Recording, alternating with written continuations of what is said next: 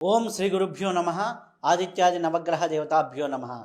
శ్రీ పరాభవనామ సంవత్సర నూతన సంవత్సర శుభాకాంక్షలతో మనకి తులారాశి వారికి ఏ విధంగా ఉందో మనం చూద్దాం.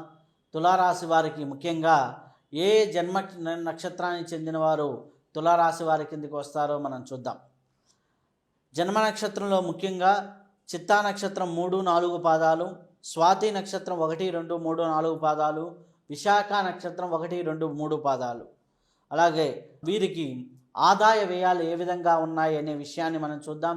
ఆదాయం 5 గాను, వ్యయం 14 గాను కనిపిస్తుంది. రాజ్యపూజ్యం 6, అలాగే అవమానం 3 గాను కనిపిస్తుంది.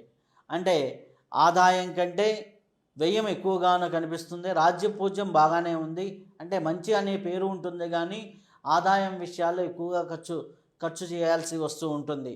ఒక ఆదాయం మనం చూసుకున్నట్లయితే వచ్చేదానికంటే మనకి వ్యయం అనేది ఎక్కువగా కనిపిస్తుంది. కాబట్టి చాలా ప్రణాళికాబద్ధంగా జీవన విధానం అనేది అవసరం.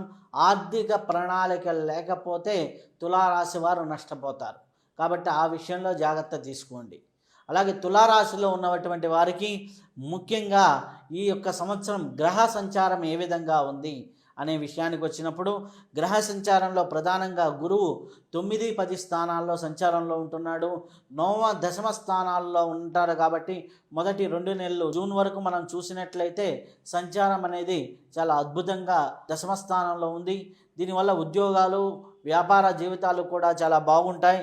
అలాగే మంచి ఫలితాలు కనిపిస్తున్నాయి. 9వ స్థానంలో కూడా గురువు చాలా అద్భుతమైనటువంటి యోగాలు అందిస్తూ ఉన్నాడు. అలాగే శని భగవానుడు చూస్తే 6వ స్థానంలో సంచారంలో ఉంటున్నాడు.